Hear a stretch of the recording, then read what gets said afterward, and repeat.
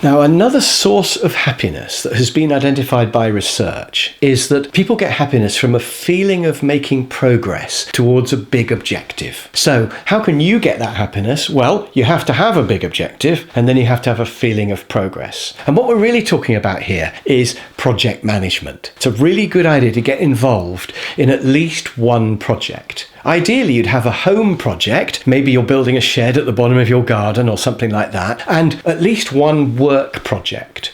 You don't want to have only processes at work that grind on forever, because then you never have a feeling of progress. But if you can have a project at work, something big which has a finish date, then you can have a lovely feeling of moving towards that completion. So the first thing is to identify some projects at home and work that you're going to get involved in. Then have a plan so that you can see how you're going to do it. Because if you have to do a big project and you don't have a plan, it feels quite depressing. You just don't know where you're going to even start. But as soon as you've got a plan, it feels good, because then you can see what the first step's going to be, and you can see that the whole project is doable. You can see which each step's going to be, and it's all going to be fine. So break the projects down to a plan, because then it feels good. And then you can actually see your progress as you move towards that goal. As you tick off each bit of the plan, it feels really good. So you have it drawn out as a Gantt chart or something like that, and you can see as you colour in each bit, you have a lovely feeling that you're making progress on your project. So have a plan and then monitor your progress, and you'll get two lots of happiness. I suppose you get a third one when you finish the project as well, don't you? Because you have that feeling of, yes, I've achieved it, I've done it. So project management is actually quite related to happiness, which I think is a surprising result, but it's obvious when you think about it. So your homework really is, what projects you're going to get involved in? Have you got plans? Do you know how to plan a project? And needless to say, I've made some training courses on project management if you want to know more about that.